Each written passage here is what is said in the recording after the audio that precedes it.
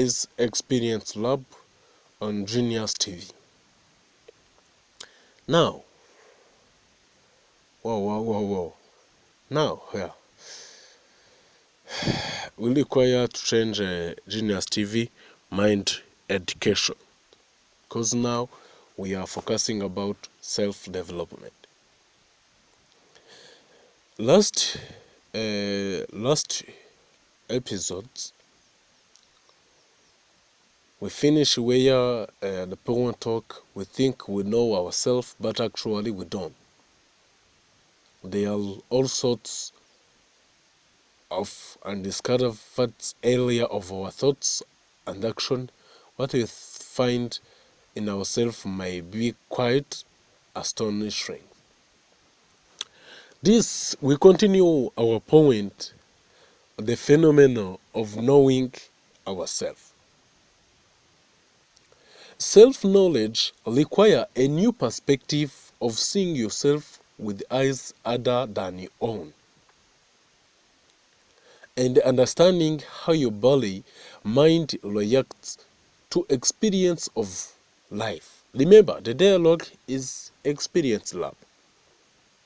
Observe without analysis the way in which you react physical, emotions, and mental in the different circumstances of every day. Our reaction to situations of everyday living provide constant opportunities for self-knowledge and insight. Be interested in how you function in a day life, explore without any criticism or justifications. Simply take note that is enough. Day-to-day activity and moment-to-moment living can the spirit of question and no judgmental attending continue to live here and clarify the ways of self. It is urged us to look at ourselves in a fearless honesty, influenced by ideas and image of what we are or should be. It is easy to cling to the apparent security of our automatic patterns of thinking and reacting, but these inevitably bring conflict and sorrow. Only with immediate and clear insight can the mind begins to free itself from its condition, open up to the depth of understanding that is compassion. One of the purpose of self-knowledge is to remove barrier to understanding, to polish the surface personality and release human potential, allowing the essential self to emerge and shine. Man has to come to understand how to see himself as he really is, so that he can achieve something in the area which he calls what may be. As the same to the woman. Self-knowledge grow as we objectively explore the nature of the body, mind, and feelings in a detached, not judgmental manners. Self-knowledge is a name, but it is also means. Self-knowledge is a means of deeper understanding and ultimate of self-realization. To face ourselves scientifically, we must accept the fact as they are without agreement, disagreement, or conclusion. It is not mental acceptance and acceptance of idea, but is completely practical, functional. It requires only alertness. Attention must be bipolar. We see the situation and at the same time see how it occurs in us as feelings and thought. In other words, the fact of a situation must include our own reaction. We remain in the scientific process free from judgment, interpretations, and evaluations, on looking in a different moment in the day at our psychological, intellectual, and physical ground uh, and our own level of vitality. There is no motive, there is no interference from me, no desire to change, grow, or become. In this way, we became more intimate with ourselves, more aware of how we function from moment to moment in our everyday life. When we are exposed, real reasoning appears automatically, and in reasoning there is openness, receptivity. Exploration never became fixation with the goal to be achieved. It remains as welcoming that brings originality and life to every moment.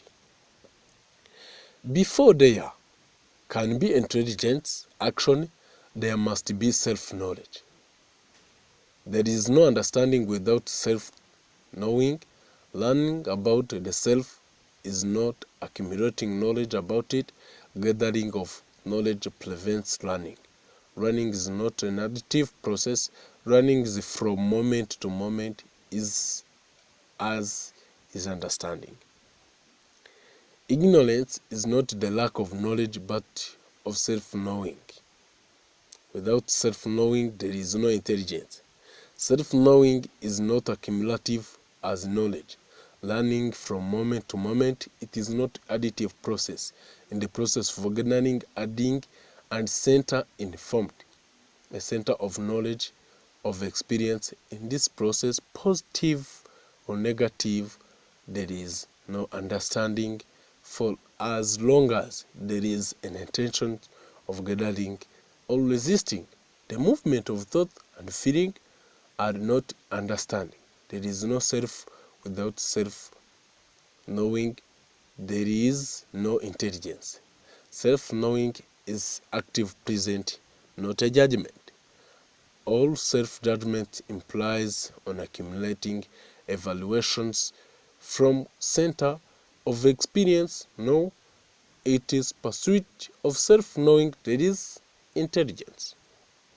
In order to understand who we really are, we first need to understand what we are not through a process of self-inquiry and detached self-examination.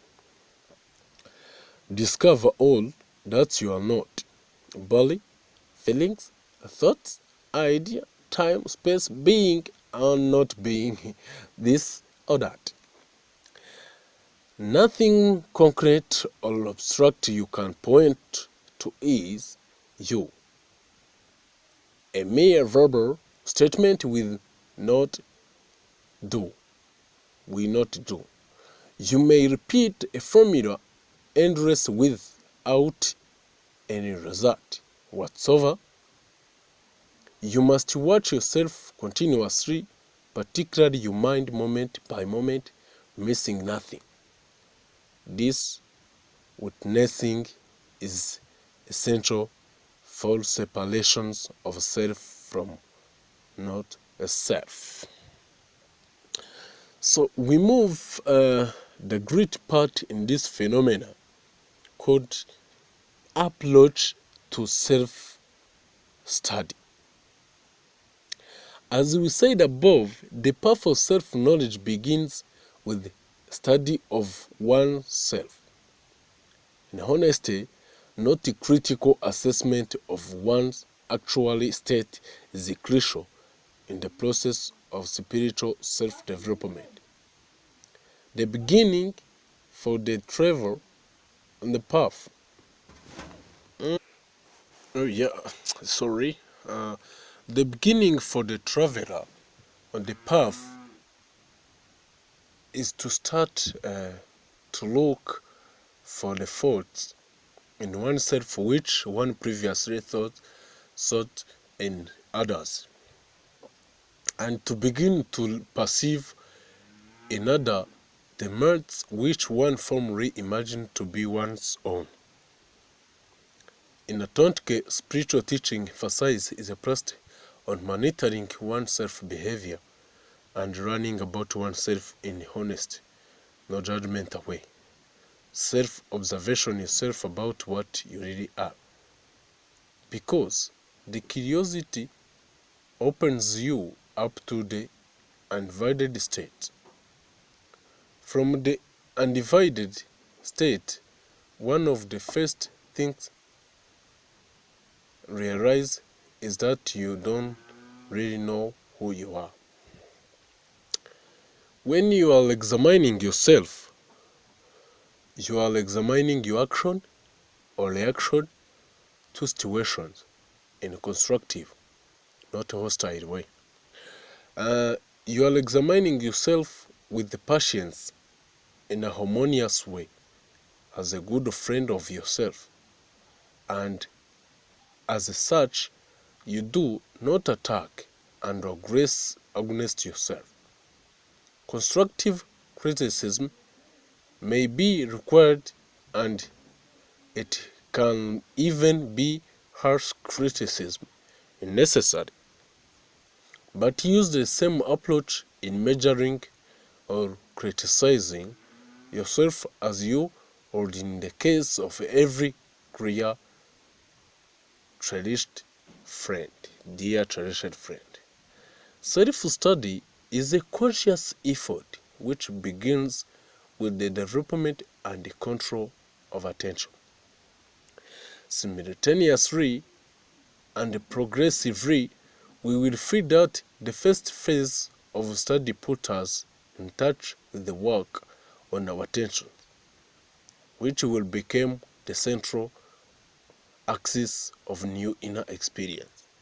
Remember this, our dialogue called Experience Lab. With the self-study, it is important to be impartial and not to expect any quick result.